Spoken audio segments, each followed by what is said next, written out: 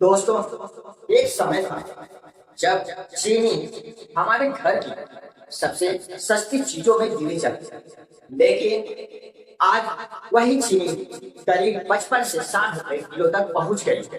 अब सवाल है कि चीनी इतनी महंगी क्यों हो गई? क्या इसके पीछे इथेनॉल है? क्या आने वाला रक्षाबंधन और त्योहार इसकी वजह है? क्या गन्ने की फसल खराब हुई है?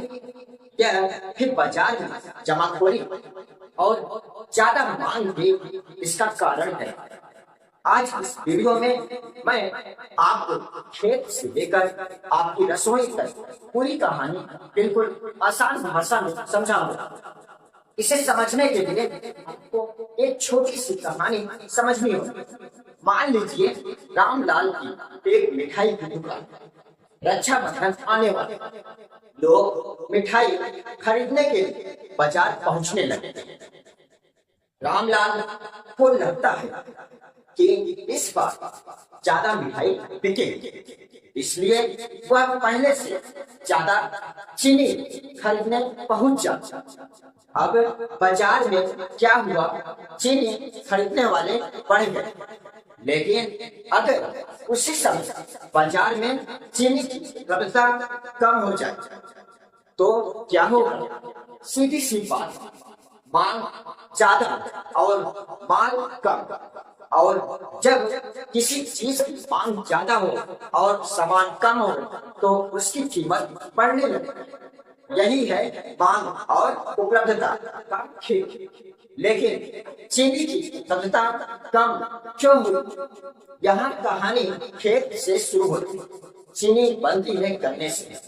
अगर गन्ने की फसल अच्छी हो तो चीनी बनाने के लिए ज्यादा गन्ना मिलेगा, लेकिन इस बार गन्ने की फसल कई तरह का दबाव पड़ा। गन्ने में लाल सड़न रोग और सिर छेदक कीट जैसी समस्याओं का असर पड़ा।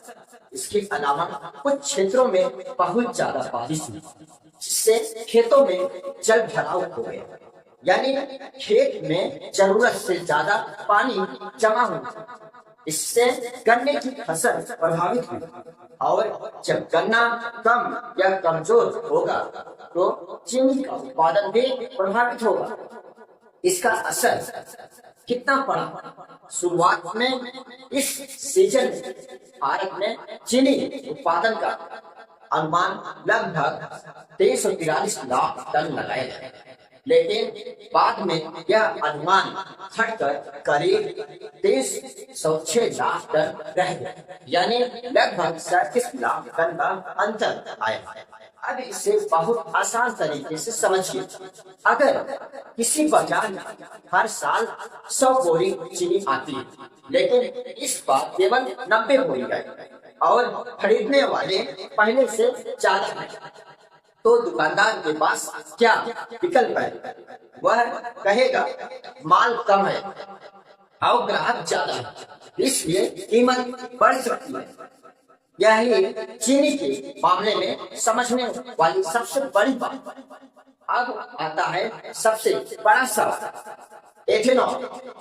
बहुत से लोगों के मन में सवाल है, क्या चीनी इसलिए महंगी हुई क्योंकि गन्ने से एथेनॉल बनाया जाए? देखिए, एथेनॉल का इस्तेमाल पेट्रोल में मिलाने के लिए किया जाता है। गन्ने और उससे मिलने वाले उत्पादों का कुछ हिस्सा एथेनॉल बनाने में इस्तेमाल होता है। इसलिए यह बात सही है कि एथेनॉल और चीनी का आपस में संबंध है, लेकिन यहाँ एक जरूरी बात समझिए। आज की चीनी महंगाई का पूरा दोष एथेनॉल पर डालना सही नहीं हो।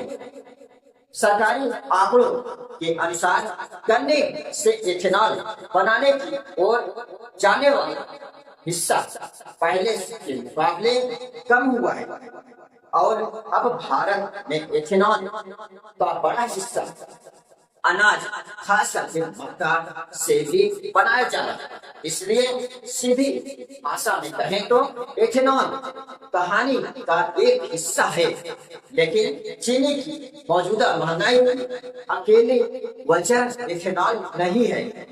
अब रक्षाबंधन का क्या असर है? अब आते हैं दूसरे सवाल पर। क्या रक्षाबंधन की वजह से चीनी महंगाई हुई? इसका जवाब है कि रक्षाबंधन इसकी वजह नहीं है, लेकिन इसका असर जरूर पड़ सकता है। क्यों? क्योंकि त्योहारों के समय मिठाई की बिक्री बढ़ जाती है। रक्षाबंधन के बाद भी त्योहारों का मौसम चलता है। फिर गणेश चतुर्थी, दशहरा और दिवाली जैसे त्योहार आते हैं। इन त्योहारों में मिठाई और दूसरी खाने पीने की चीजों की मांग बढ़ती है, इसलिए दुकानदार और बड़े खरीदार पहले से चीनी खरीदना शुरू कर सकते हैं। यानी त्योहार आए, मिठाई की मांग बढ़ सकती है, चीनी की मांग बढ़ी, बाजार पर कीमत बढ़ने का दबाव आया। लेकिन याद रखिए, रक्षाबंधन अकेला कारण नहीं है। अब तीसरा बात करते हैं जमाखोरी। अब मान लीजिए किसी व्यापारी को लगता है आने वाले दिनों में चीनी और महंगी हो सकती है, तो वह क्या करेगा? वह आज ही ज्यादा चीनी खरीद कर अपने पास रख सकता है। इसे कहते हैं जमाखोरी। अगर बहुत सारे लोग ऐसा करने लगे तो बाजार में तुरंत उपलब्ध चीनी कम दिखाई दे सकती है। इससे कीमतों पर और दबाव पड़ सकता है। इसलिए सरकार ने चीनी के कारोबारियों के लिए स्टॉक रखने की सीमा भी तय की है, ताकि जरूरत से ज्यादा माल रोक कर रखने पर और कीमत बढ़ाने की कोशिशों पर नियंत्रण रखा जा सके। और फिर भारत की समस्या नहीं है। अब एक और महत्वपूर्ण बात, चीनी सिर्फ भारत में ही महंगी नहीं है हो रही है, दुनिया के बाजार में भी चीनी की उपलब्धता को लेकर चिंता है। अगर पूरी दुनिया में चीनी की मांग ज्यादा हो और उत्पादन कम हो तो अंतर्राष्ट्रीय कीमत भी बढ़ती है।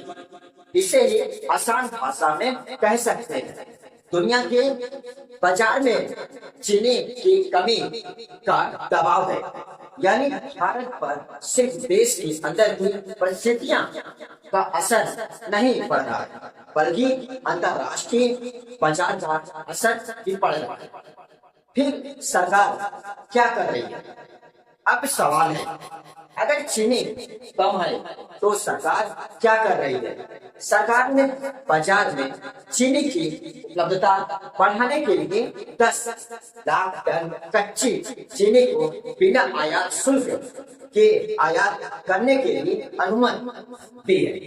इसका आसान मतलब है, सरकार बाहर से चीनी मंगाकर बाजार में उपलब्धता बढ़ाना चाहती है, क्योंकि अगर बाजार में चीनी ज्यादा उपलब्ध होगी तो कमी का दबाव कम हो सकता है, और अगर कमी का दबाव कम हुआ तो कीमतों को नीचे लाने में मदद मिल सकती है।